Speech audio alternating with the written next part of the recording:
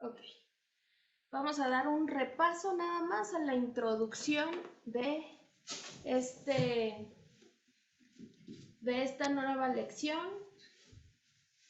Hablábamos de que estamos en la sección de una nueva justicia y que esta nueva justicia se da en la práctica en el reino de Cristo y que son los ciudadanos quienes la practican. El Señor Jesús empieza eh, a cargar con el sentido correcto esta palabra justicia, y el sentido que tenía antes lo quita para poner el correcto.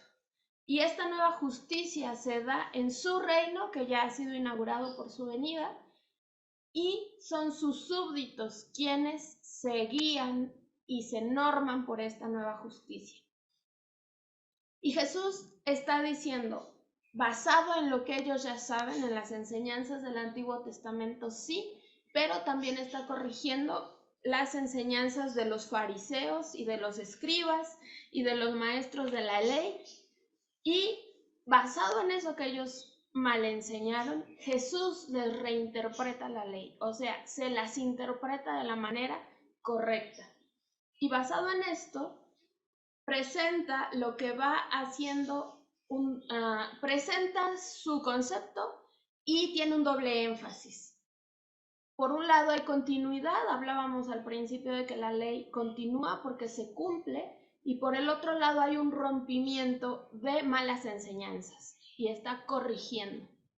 Aquí también Jesús nos hace ver que somos pecadores y que nos debemos a Cristo y que debemos imitarlo.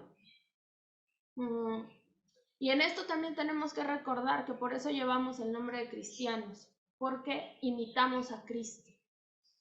Al compararnos con su elevada norma, el Señor nos hace ver nuestra pecaminosidad. Al compararnos con la voluntad perfecta, santa y pura de Dios, entonces en ella no se puede reflejar más que nuestro pecado,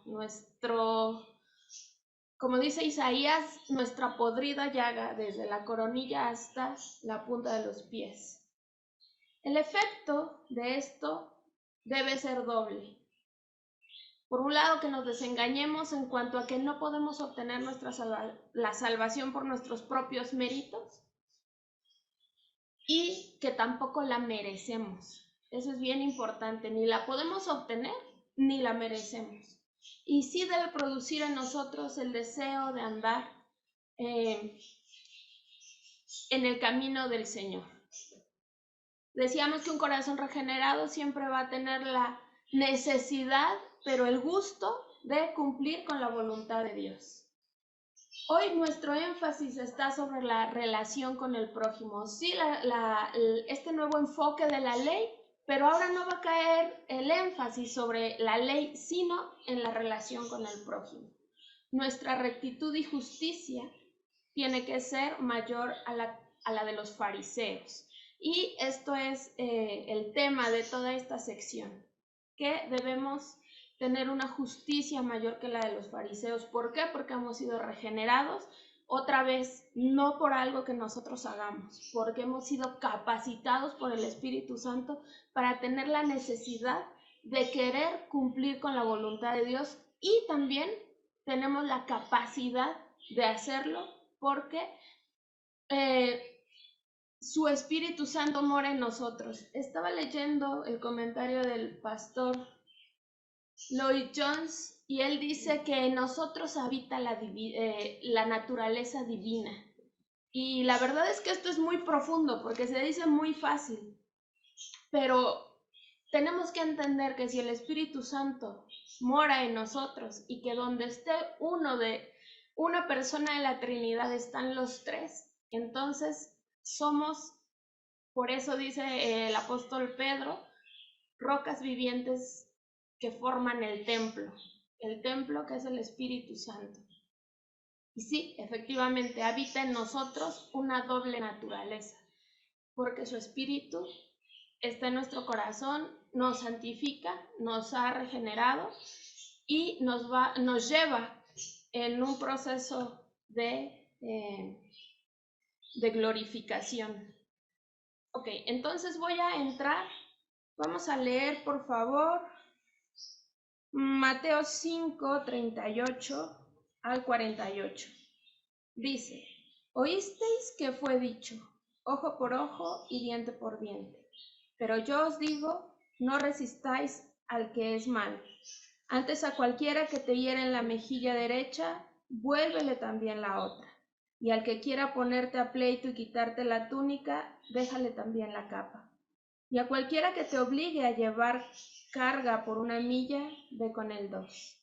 Al que te pida, dale. Al que quiera tomar de ti prestado, no se lo rehuses. Oísteis que fue dicho, amarás a tu prójimo y aborrecerás a tu enemigo. Pero yo os digo, amad a vuestros enemigos, bendecid a los que os maldicen, haced bien a los que os aborrecen y orad por los que os ultrajan y os persiguen, para que seáis hijos de vuestro Padre que está en los cielos, que hace salir su sol sobre malos y buenos, y que hace llover sobre justos e injustos. Porque si amáis a los que os aman, ¿qué recompensa tendréis? ¿No hacen también lo mismo los publicanos?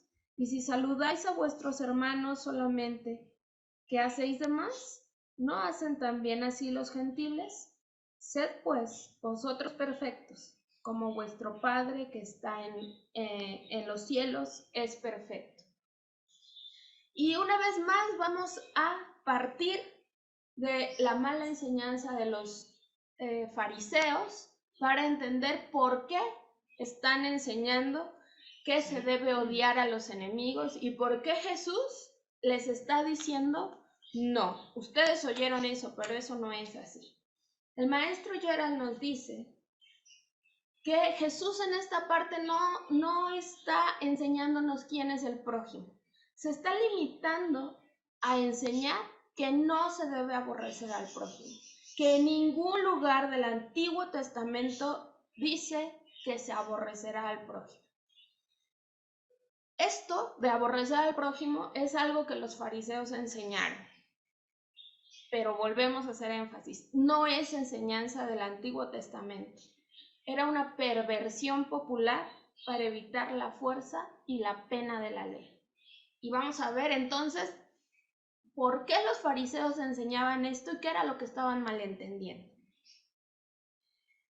Ellos decían que el prójimo era solamente los israelitas, los de su pueblo. ¿Por qué?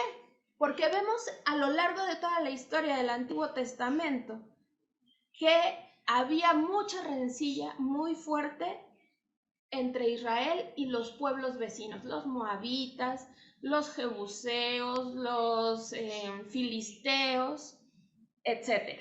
Y tenían una rencilla fuerte. Sabemos que los judíos consideraban a todos los gentiles como perros, como gente despreciable. Y muchos de los gentiles también los consideraban despreciables a los judíos. Cuando Israel entra a la tierra prometida, se les da una orden, y era exterminar a todas las tribus que vivían en esta franja de tierra. Si recordamos, Israel es así como alargadito, y el único que logra conquistar todo el territorio de la tierra prometida es David, y se mantiene durante el reinado de Salomón también, pero después se vuelve a perder. El Señor les dice, entren y sometan la tierra, exterminen a todos los moradores de esas tierras, a los amonitas, a los moabitas, a los madianitas, a los filisteos. También era parte de la ley de Dios que si alguien mataba a otro, el familiar del muerto podía asesinar también al homicida, si antes el homicida no llegaba a una ciudad de refugio y esperaba ahí que su causa fuera juzgada. ¿Por qué el Señor decía esto? Porque los amonitas, porque los moabitas, porque los madianitas, como lo hemos visto en las clases de la maestra Saraí, eran pueblos que tenían cultos verdaderamente malévolos. Estudiando un poquito más sobre esto, Ellos sabían que sus deidades eran demonios y las adoraban. Entre esos tenemos a Moloch, que pedía el sacrificio de niños. Y por esto, por esta maldad, por este pecado grande, estas abominaciones, como les llama el Señor mismo, les manda que sean exterminados, porque aparte han tenido testimonio del pueblo de Dios y de cómo Dios los ha librado con brazo fuerte y mano extendida de los egipcios, cómo abrió el mar y cómo los sustentó por 40 años. Ellos tenían el testimonio del verdadero Dios y aún así, deliberadamente, decidieron desobedecer y seguir con sus prácticas abominables. Por esta razón es que el Señor dice: limpien esa tierra y exterminen a todos los pecadores, porque testimonio han tenido y siguen rebeldes. Y después viene algo que por ahí, Almita, tenemos los salmos imprecatorios. Estos salmos que hablan sobre la destrucción de los enemigos, que aparentemente el salmista está pidiendo, bueno, no aparentemente, la verdad es que sí lo hace, que sus enemigos sean borrados de la tierra. Y sin embargo, vamos, por ejemplo, a leer el Salmo 69. Este salmo también tiene mucho de mesiánico y vamos a ver qué nos dice el salmista. Por favor, acompáñenme al Salmo 69. Sálvame, oh Dios, porque las aguas han entrado hasta el alma. Estoy hundido en cieno profundo, donde no puedo hacer pie. He venido a abismos de aguas y la corriente me ha anegado. Cansado estoy de llamar, mi garganta se ha enronquecido. Han desfallecido mis ojos esperando a mi Dios. Se han aumentado más que los cabellos de mi cabeza los que me aborrecen sin causa. Se han hecho poderosos mis enemigos, los que me destruyen sin tener por qué. ¿Y he de pagar lo que no robé? Dios, tú conoces mi insensatez, y mis pecados no te son ocultos. No sean avergonzados por causa mía los que en ti confían. Oh Señor Jehová de los ejércitos, no sean confundidos por mí los que te buscan, oh Dios de Israel, porque por amor de ti he sufrido afrenta. Confusión ha cubierto mi rostro. Extraño he sido para mis hermanos y desconocido para los hijos de mi madre, porque me consumió el celo de tu casa, y los denuestos de los que te vituperan cayeron sobre mí. Lloré afligiendo en ayuno mi alma, y esto me ha sido por afrenta. Puse además cilicio por mi vestido, y vine a hacerles por proverbio. Hablan contra mí los que se sentaban a la puerta, y me asaerían con sus canciones los bebedores. Pero yo a ti oraba, oh Jehová, al tiempo de tu buena voluntad. Oh Dios, por la abundancia de tu misericordia, por la verdad de tu salvación, escúchame. Sácame del lodo y que no sea yo sumergido. Sea yo librado de los que me aborrecen y de lo profundo de las aguas. No me anegue la corriente de las aguas, ni me trague el abismo, ni el pozo cierre sobre mí su boca. Respóndeme, Jehová, porque benigna es tu misericordia. Mírame conforme a la multitud de tus piedades. No escondas de tu siervo tu rostro, porque estoy angustiado. Apresúrate, óyeme, acércate a mi alma, redímela. Líbrame a causa de mis enemigos. Tú sabes mi afrenta, mi confusión y mi oprobio. Delante de ti están todos mis adversarios. El escarnio ha quebrantado mi corazón y estoy acongojado. Esperé quien se compadeciese de mí, y no lo hubo, y consoladores, y ninguno hallé. Me pusieron además hiel por comida, y en mi sed me dieron a beber vinagre. Sea su convite delante de ellos por lazo, y lo que es para bien por tropiezo. Sean oscurecidos sus ojos para que no vean, y haz temblar continuamente sus lomos. Derrama sobre ellos tu ira, y el furor de tu enojo los alcance. Sea su palacio asolado, en sus tiendas no haya morador, porque persiguieron al que tú heriste, y cuentan del dolor de los que tú llegaste, por maldad sobre su maldad, y no entren en tu justicia. Sean raídos del libro de los vivientes, y no sean escritos entre los justos. Mas a mí, afligido y miserable, tu salvación, oh Dios, me ponga en alto.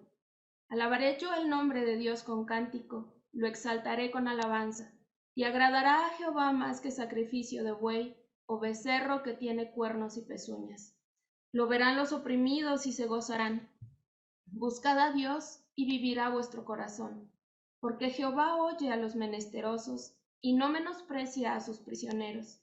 Alábenle los cielos y la tierra, los mares y todo lo que se mueve en ellos, porque Dios salvará a Sión y reedificará las ciudades de Judá, y habitarán allí y la poseerán. La descendencia de sus siervos la heredará, y los que aman su nombre habitarán en ella.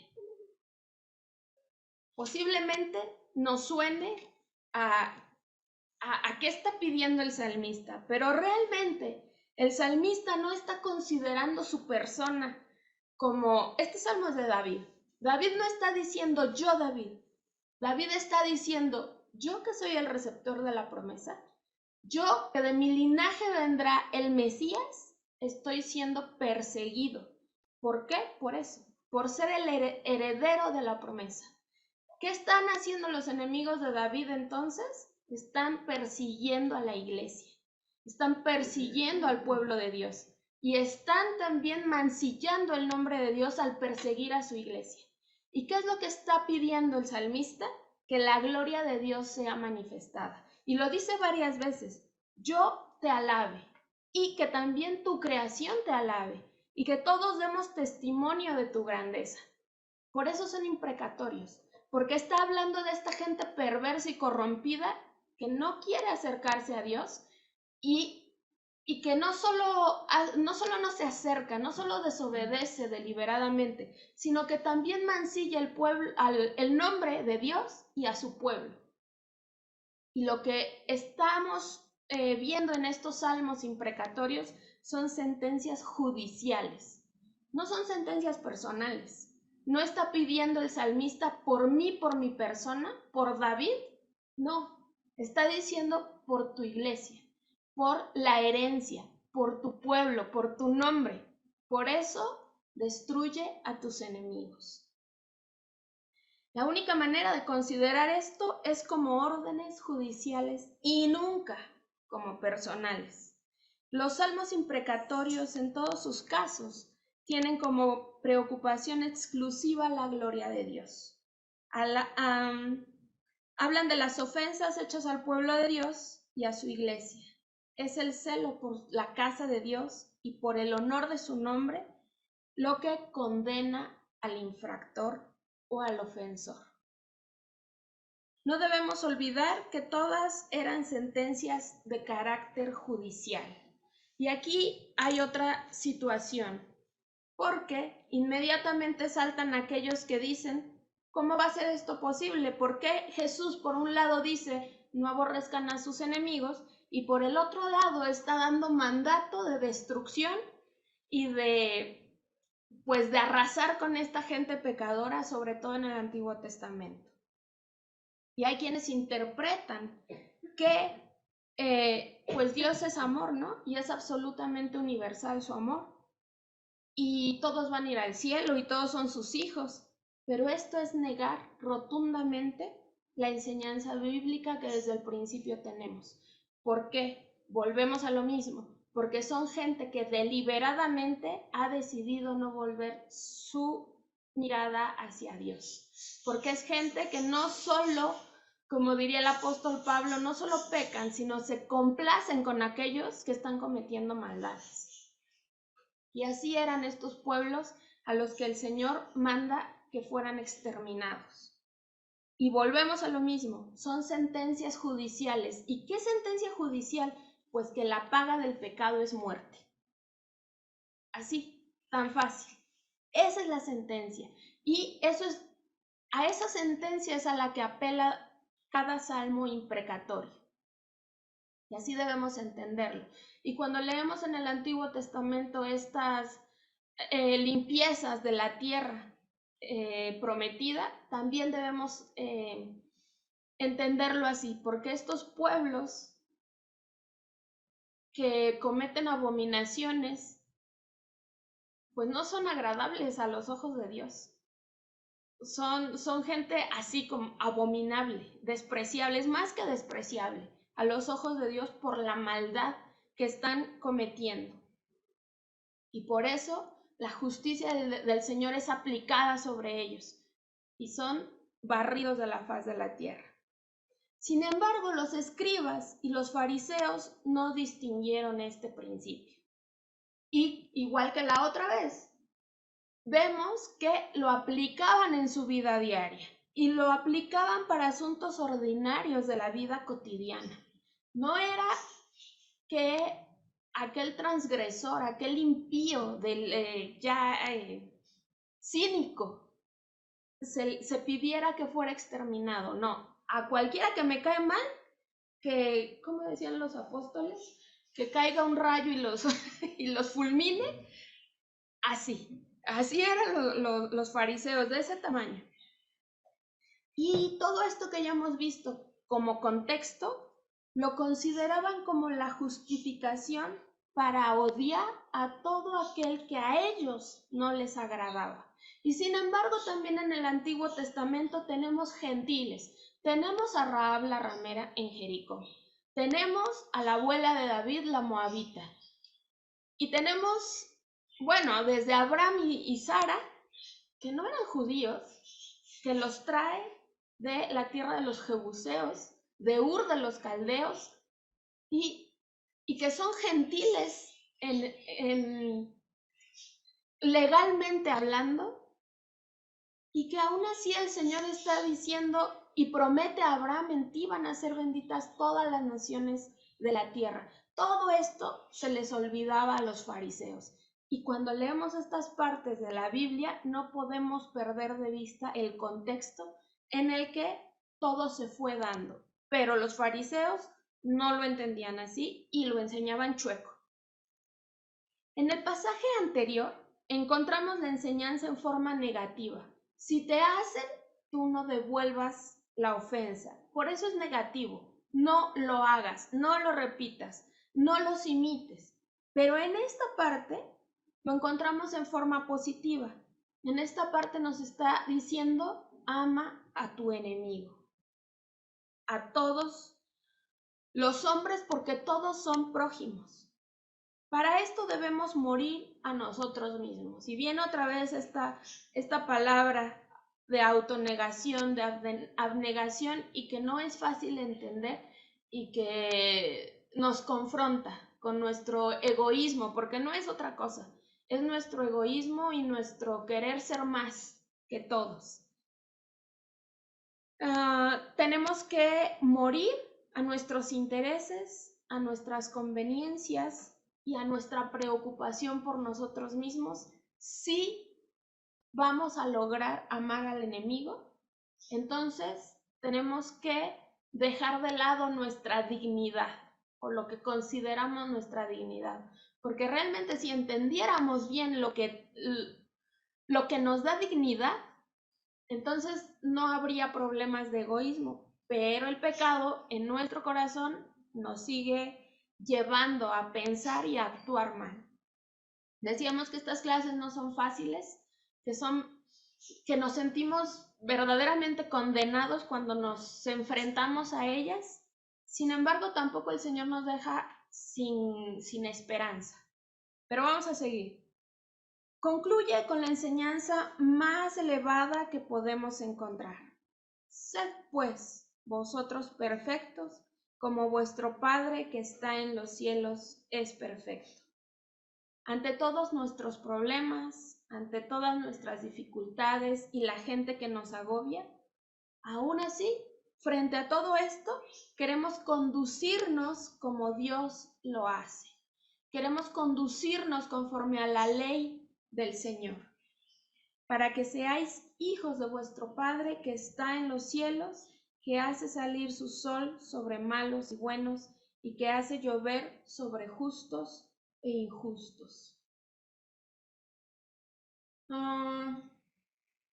Esta parte la encontramos difícil, igual que los fariseos, pero aunque encontramos justificable odiar a alguien por su trato hacia nosotros, esto no nos da derecho a imitarlo y a hacernos como el agresor. Y esto es bien importante, porque a veces no entendemos tampoco por qué no debemos devolver la afrenta o la ofensa. Porque si lo agredimos,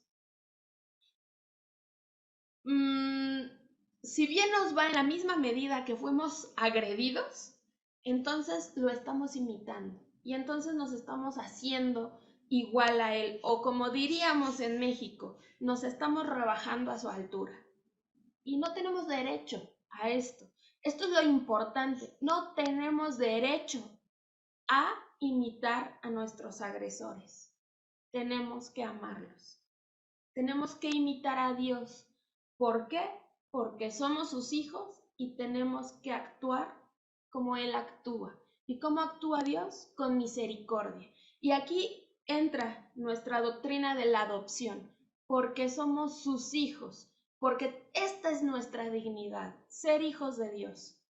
Porque a pesar de nosotros, Dios nos ama y no ve la multitud de nuestros pecados. O como dice el salmista, tú conoces, ay, no sé dónde está.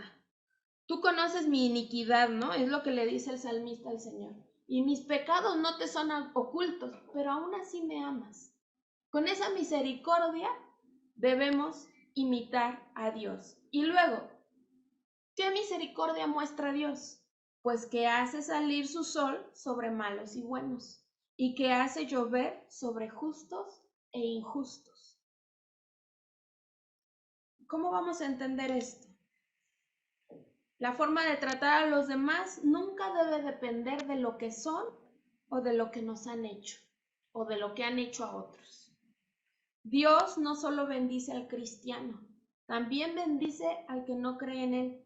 ¿Cómo? Prosperándolo. Cuando sale el sol para malos y buenos, pues el Señor les está dando la bendición de su creación. Y cuando hace llover, está proveyendo y está prosperando su trabajo, pensando en que la lluvia hace fructificar el trabajo del agricultor. Es en este sentido. El Señor aún a los malos los bendice y los hace fructificar. ¿Por qué?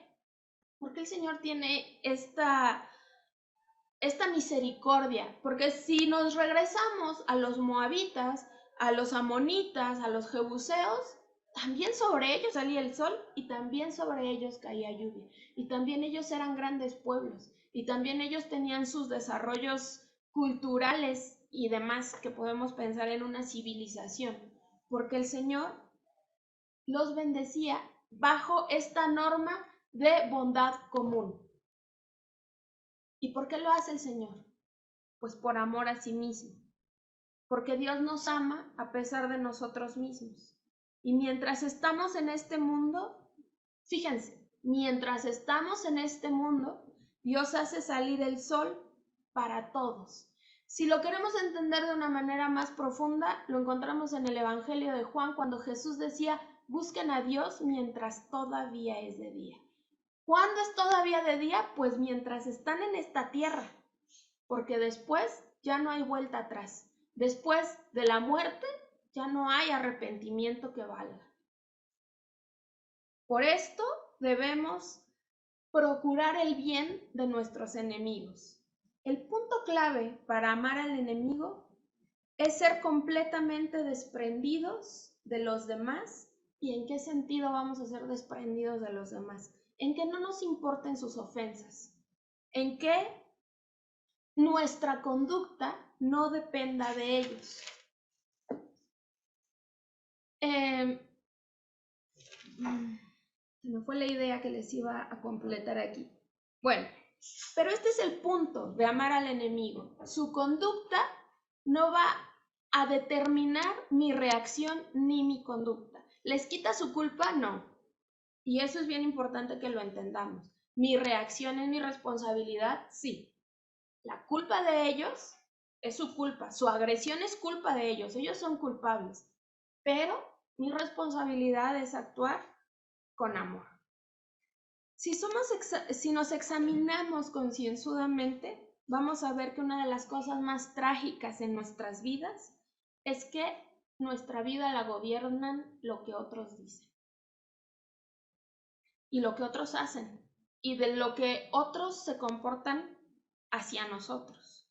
Pero Jesús nos dice que nuestro amor debe ser tal que no nos gobierne lo que otros dicen, ni lo que otros nos hacen. En cuanto logramos esto, podemos ver a los demás de un modo diferente. ¿Cómo los vamos a ver? Como pecadores, como que están enfilados al infierno y que debo tener misericordia de ellos y entonces tengo que hacer lo que está en mi mano para mostrarles el camino de la salvación. ¿Cómo se hace esto? Pues a veces nada más orando, porque a veces no hay manera más que rogarle al Padre que tenga misericordia y que les muestre su voluntad, pero lo hacemos por compasión, porque son tan malvados, o más bien son tan malvados porque son esclavos de Satanás. ¿No se justifican? No. Pero esta es igual que nosotros no nos justificamos. No sé, escuchaba hoy en la mañana a alguien que decía, sigo siendo el mismo pecador, nada más que ahora soy redimido. Y es igual con los que todavía no son creyentes. Son pecadores que no merecen, sin embargo, porque somos hijos de Dios, que somos receptores de su misericordia, de su gracia, entonces quiero compartir esa gracia y esa misericordia aún con mis enemigos. Nuestra acción, ojo aquí, nuestro actuar misericordiosamente, amorosamente, no es que se vuelvan nuestros amigos. No, nuestro objetivo solamente es mostrarles el amor de Dios. Si en el camino se vuelven nuestros amigos, pues qué bueno. Pero ese no es el objetivo principal de amar a los enemigos. El objetivo principal de amar a los enemigos es buscar su bien y más profundamente buscar su salvación. Haced bien a los que os aborrecen. Y aquí tenemos que hacer actos de benevolencia a cambio de actos malvados. La verdad es que a veces cuesta bastante trabajo hacer algo bueno por alguien que me ha maltratado. O incluso que se ha esforzado en maltratarme. Pero aquí volvemos al mismo principio. No devuelvas el mal por el mal, sino vence lo malo con lo bueno. Orad por los que os ultrajan y os persiguen. Cuando alguien nos persigue con saña, ¿qué debemos hacer? Orar por esa persona. Ahora, volvemos a que estamos hablando solamente de los creyentes. El sermón del monte no es para los incrédulos, tampoco son normas éticas. Así que oramos porque el amor de Dios está morando en nosotros. Y debemos tener o sentir tal compasión que empecemos a orar por esas personas pidiendo misericordia también para ellos. No se nos llama a que todos nos agraden, porque esto no es posible. No es posible que todas las personas nos agraden. Se nos manda a orar por quienes no nos agradan, por quienes nos persiguen. Tenemos que pensar y recordar también que somos perseguidos porque ya hemos visto que somos bienaventurados, porque somos hijos de Dios. Entonces, si somos perseguidos, pues ahí tenemos testimonio de que verdaderamente somos hijos de Dios. Pero también como verdaderos hijos de Dios somos sal y luz del mundo. Y en este sentido es que vamos encontrando la parte práctica de nuestra primer parte, que era netamente doctrinal. Y es aquí donde tenemos que empezar a jalar toda esa información que ya tenemos e irla aterrizando de una manera pues más o menos clara. Y otra cosa importante es que eso de orar por quienes no nos agradan, eso es amor. Lo que el Nuevo Testamento nos enseña es que el amor es práctico. Práctico en el sentido de que se pone en práctica, es activo. Pero no solamente el Nuevo Testamento nos enseña esto. Desde los 10 mandamientos estamos viendo la forma en la que actúa el amor. Se los he repetido muchas veces, no sé si en esta clase, pero aquí a Shalom sí. Y es que tenemos que entender que la manera de amar como Dios quiere que amemos a la gente es no transgrediendo sus mandamientos. Y con mayor razón comportarnos así con los que son nuestros hermanos, con los ciudadanos del reino. No matarás, no cometerás adulterio, no hurtarás, no, todo eso es un amor activo y tenemos que entenderlo así. No hablarás contra tu prójimo falso testimonio. Cuando nos estamos comportando de esta manera, estamos amando de manera activa. Y este es el verdadero sentido del amor de Dios, que se practique, que se vea. Debemos tratar a quienes no nos agradan como si nos agradaran. Ahora, tampoco vamos a estar hablando de que, bueno, a ver, si no somos llamados a que todos nos agraden, sí somos llamados a no oprimir al prójimo porque no me cae bien. Y en esto también somos grandes transgresores. Como me cae mal, entonces le hago la vida pesada nada más porque me cae mal. Y aunque somos grandes transgresores de esto, también sufrimos esa transgresión, sobre todo de los no creyentes hacia la iglesia. ¿Y a qué nos manda el Señor? A no regresarles ese oprobio o ese daño, sino a amarlos. ¿Quién es mi prójimo? Cualquier persona. ¿Por qué? Porque todos los seres humanos son hechos a imagen y semejanza de Dios. Y tenemos el más grande ejemplo. Jesús no solo enseñó esto, también lo practicó cuando murió en la cruz y decía al Padre, perdónalos porque no saben lo que hacen. A quienes le estaban dando muerte, el Señor está pidiendo que sean perdonados. Esos que lo estaban matando estaban disfrutando el acto de tortura, sin conciencia de quién era, sí. Por eso el Señor dice, no tienen ni idea de lo que están haciendo.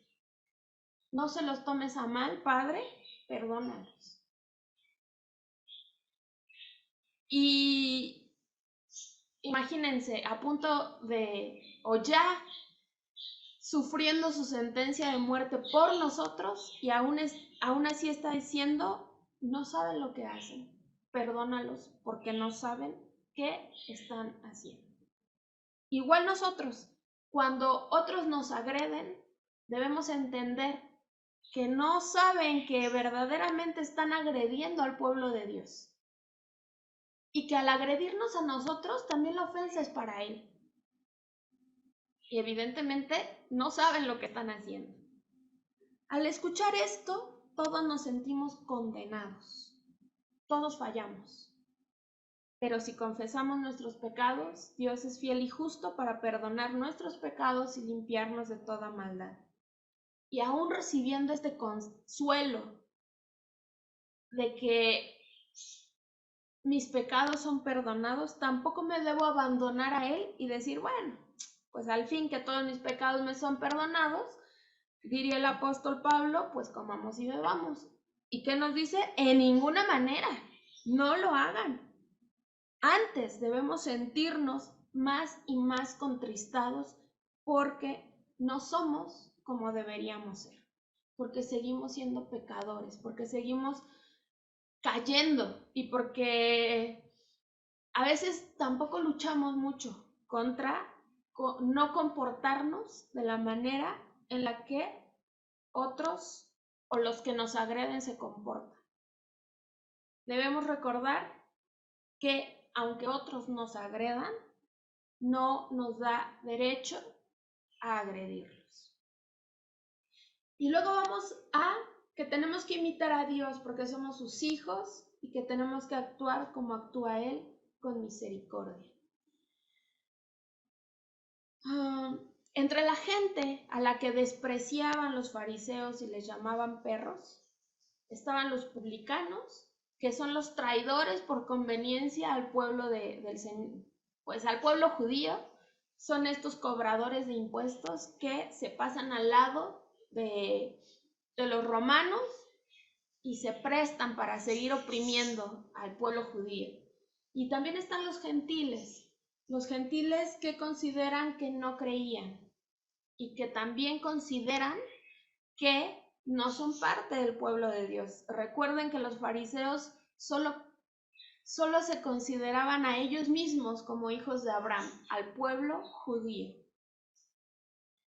Y Jesús les está diciendo que la ética, tanto de los publicanos como la de los gentiles, era amar a quienes les amaban y saludar a quienes los saludaban. Y posiblemente en esto eran más rectos que estos fariseos y escribas, y a quienes les enseñaban torcidas las escrituras. ¿Qué hacemos de más? Por eso el Señor Jesús dice: si aman a los que os aman y saludan a quienes les saludan, ¿qué hacen de más? Pues el Señor ya nos ha dicho qué es lo que tenemos que hacer de más. Y también ya nos está diciendo, aunque no lo creamos, que los publicanos y los gentiles se están comportando con cierta ética. ¿Con quiénes? Con quienes sí los aman y con quienes sí los saludan. En este caso deberíamos de entender que el hombre natural, el que no es redimido, quiere vivir dentro de la ley, pero no piensa en lo espiritual. Y el cristiano piensa en la espiritualidad de la ley. El hombre natural quiere que su obediencia se vea, pero obedece así como a regañadientes. Obedece nada más para que se vea que se está portando bien, para que se vea que está ayudando. Y si no se ve, lo dice y lo hace manifiesto.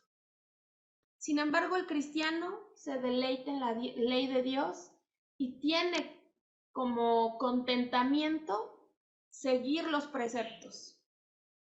Está amando de forma activa a Dios porque lo obedece. El hombre natural quizá mira a los demás con tolerancia y dice, bueno, pero el cristiano los ve como pecadores necesitados de salvación y ora por ellos. El hombre natural piensa en Dios. Esto lo vemos muy seguido. A veces gente que ni va a la iglesia dice, bueno, pues si Dios quiere, o sí, estoy bien, gracias a Dios. Pero hasta ahí. Sí reconocen a Dios, pero nada más. El cristiano no solo reconoce a Dios, sino que lo conoce y llega a tener una relación de Él, una relación con Dios como Padre. Entonces es una relación mucho más íntima. Es mi Padre, no solo es Dios, no solo es el gran legislador que es para los no creyentes. Es mi Padre y tengo una relación íntima con Él. El hombre natural a menudo hace mucho bien y ahí tenemos a grandes filántropos en la historia del mundo. Pero a este hombre natural que hace mucho bien, le gusta llevar la cuenta del bien que hace. Y también tiene un límite y dice, bueno, hasta aquí voy a ser bueno porque ya no puedo ser más bueno. Y también cuando da de lo que le sobra. Pero ¿qué hace el cristiano? El cristiano va más allá. Da sin contar el costo. Da con sacrificio y con esfuerzo. Y la forma en la que lo hace es que su mano izquierda no sabe lo que hace su mano derecha. O sea, que no anda pregonando el bien que ha hecho. No anda pregonando, yo ayudé, yo presté, yo no sé, cualquier cosa. El cristiano sabe gozarse en la tribulación. Y aquí Con Almita lo hemos visto. A pesar del pronóstico que nos desalentaba a todos, no solo a ella, la vemos fuerte y la vemos gozosa. Y cuando le hablamos nos dice, sí, estoy contenta. Y Almita no solo está contenta, está conforme. ¿Por qué? Pues porque el Espíritu del Señor está haciendo lo suyo en ella. Y esto es de testimonio para todos y de aliento y de fortaleza también para quienes lo vemos. El cristiano puede gozarse en la tribulación, puede andar o nadar más bien en medio de la tempestad. Cuando estaba yo leyendo esto de que el cristiano puede nadar en medio de la tempestad, me acordaba de esas imágenes que a mí me causan terror, de un mar embravecido y cómo las olas se levantan y se hacen abismos verdaderamente dentro del océano, y pensar que a veces así son nuestras tempestades y que podríamos nadar en ellas, pensándolo en lo físico, teniendo como ejemplo esto del mar. O sea, no nos vamos a hundir, no estamos desamparados ni desvalidos en medio de ella. El cristiano se regocija en la tribulación, no solo en los problemas cotidianos de la vida, también cuando hay persecución, y se goza por haber sido tenido como digno de persecución por causa del Evangelio. El cristiano toma su cruz y no devuelve mal por mal. ¿Cómo es que el cristiano toma su cruz? Pues no vuelve la otra mejilla, da la capa y la túnica, camina 2 millas, soporta la persecución y la soporta con gozo, ama al enemigo de forma tal que ora por él y por su salvación. Y hay una cosa bien consoladora y bien bonita. El cristiano, cuando muere, va a la presencia de Dios con gloria y triunfo. Para el cristiano la muerte no es una tragedia, sino su muerte es gloriosa y va triunfante. ¿Por qué? Pues porque ya ha sido llamado a la presencia del Señor. El cristiano tiene una nueva idea hacia este mundo y sabe que este mundo es la antecámara para la verdadera vida y que aquí solo somos peregrinos. Para el hombre natural, Dios es Dios, el gran legislador, el juez. Para el cristiano, Dios es su Padre. Ha nacido de nuevo. La naturaleza divina habita en nosotros. Cristo mismo, en su espíritu, mora en nosotros.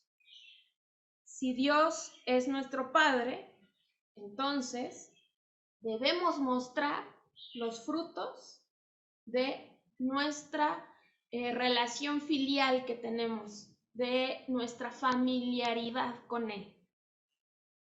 El maestro Gerald concluye: en este pasaje podemos aprender mejor la profundidad de nuestro pecado. Estos altos ideales revelan nuestra pobreza espiritual y la necesidad de un Salvador, pero a la vez son la norma y la pauta de nuestro comportamiento. Esta es la voluntad revelada y expresada de nuestro Salvador para que la cumplamos. Aquí termino. Voy a dejar de compartir y permítanme, voy a prender la bocina. Ok, ahora sí. Si tenemos dudas o comentarios, ¿no?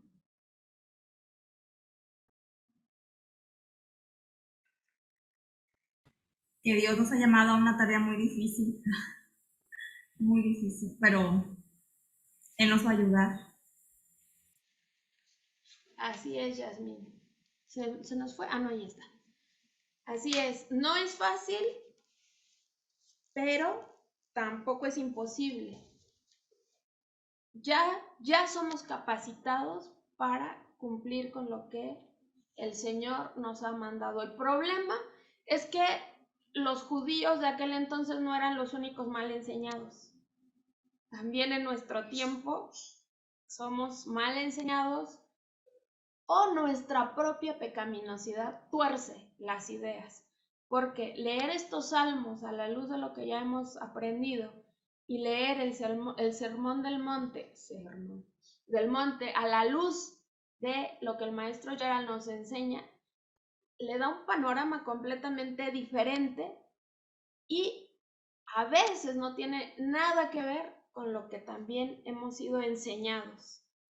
Pero bueno, ese es parte de nuestro camino de santificación también. Estuve leyendo el libro de oro de Juan Calvino. No sé si ustedes lo han leído. Sí. ¿Cómo se llama? El libro de oro o la vida de oro. El libro de oro de la verdadera religión cristiana. Sí, no está muy grueso, está así tanto así. Voy a la mitad. Ay, no, pero en serio, Juan Calvino es tan cruel. Es duro. Tan Sí. cruel que salgo toda lastimada por dentro de mí. Que digo, ay, a veces me siento, no, Dios mío, soy una vil cucaracha. Pero este señor, ¿cómo se le ocurre escribir esto? No, no es él, es la palabra. Pero es tan tajante Juan Calvino, tan cruel así de que no hay otro que lo pueda exponer así tan real como él. Tan Y crudo. tan crudo, sí. Ay, pero yo digo, la primera vez que lo leí, yo dije, ¿pero qué pretende este señor? ¿Que me ponga de tapete o qué? O sea, pero me sentía como una cucaracha. Cada vez, y no lo terminaba de leer, porque cada vez que lo voy a empezar a leer, empiezo a orar. Y digo, Dios mío, ayúdame a soportar. Pero me siento como una cucaracha o como una hormiga, no sé. Ay, no, a veces digo, al Señor no somos nada. Solamente si prevalecemos es porque tú tienes misericordia, pero no. Y Juan Calvino, ¿qué realidad tenía? O sea, la sabiduría que Dios te dio para poder entender lo que dice aquí. O sea, qué tan real lo debemos de ver. Y si es muy difícil, hermana, muy... Sí. Sí, es muy difícil o más bien, sin embargo, eso es lo que debe provocar en nosotros. Así, es que el pecado es así, es crudo. Y la verdad es que también en la iglesia siempre tenemos miedo a expresarlo como es. ¿Por qué? Pues por miedo a ofender a alguien, yo creo, pero pues si estamos aquí es porque tenemos que soportar que se nos diga lo que somos. El maestro Gerald decía, esto del pecado es lo más triste que le pudo haber pasado al ser humano. Sí, pero también tenemos la esperanza de que el Señor o que Dios mandó a su Hijo a morir por nosotros. Cuando tenemos esta conciencia de que somos viles pecadores, cucarachas como dices, es porque ya está haciendo consciente esto que hemos visto y que estamos siendo verdaderamente pobres en espíritu. Que sí somos nada, pero que el Señor tuvo a bien llamarnos como sus hijos. Y que aún en este mundo debemos tener esa conciencia de que no somos nada, pero somos súper valiosos para Dios. Tanto que somos su pueblo y tanto que dio a su propio Hijo para morir por nosotros. Pero justamente por esa conciencia, por ese conocimiento, debemos amarlo. ¿Y cómo lo amamos? Comportándonos como Él nos dice. Y esa es la lucha del cristiano, verse reflejado en las normas de Dios y ver que somos hallados faltos, por un lado. Y por otro lado, no debemos perder de vista que el Señor cumplió todo por nosotros y que ante los ojos de Dios somos perfectos. Pero en este mundo, como peregrinos, seguimos sufriendo los embates de Satanás, del pecado, de nuestra propia maldad, y debemos aprender a comportarnos como verdaderamente cristianos, como verdaderamente hijos de Dios. Porque mientras por un lado tenemos la esperanza no podemos perder de vista nuestra cruel realidad y cruda realidad. Y por eso les he dicho también en otras clases, somos como esquizofrénicos, porque por un lado sabemos lo que tenemos que hacer y sabemos la dignidad que tenemos, y por el otro lado sabemos lo que no somos, sabemos que no somos dignos, sabemos lo miserables y pecadores que somos. Pero así el Señor quiso que fuera. Y estamos en este camino de llegar a la presencia del Señor. ¿Alguien más? ¿No? Bueno, pues si no hay comentarios ni nada más, vamos a orar para despedirnos. Oremos. Señor y Padre, te damos una vez más gracias porque llegamos ante tu presencia, siendo, Señor, objetos de tu amor inconmensurable. Gracias, Señor, porque tú, Señor, eres un Dios indescriptible, porque sobrepasas todo nuestro pensamiento. Y esto nos lleva, Señor, a vivir arrodillados ante tu trono, reconociendo nuestra miseria, Padre, y viviendo agradecidos, dando frutos de resultado de tu salvación en nuestras vidas, por amor tan grande que fue derramado a nuestro favor. Te rogamos, Señor, de que conforme podamos ir aprendiendo, podamos ser más oidores y hacedores de tu Evangelio. Gracias porque tu Espíritu habita en nuestro espíritu y redarguye nuestra miseria y nuestra conciencia para la gloria de tu nombre. Te agradecemos todo esto, Padre, en el precioso nombre de tu Hijo Jesús. Amén. Bueno, nos vemos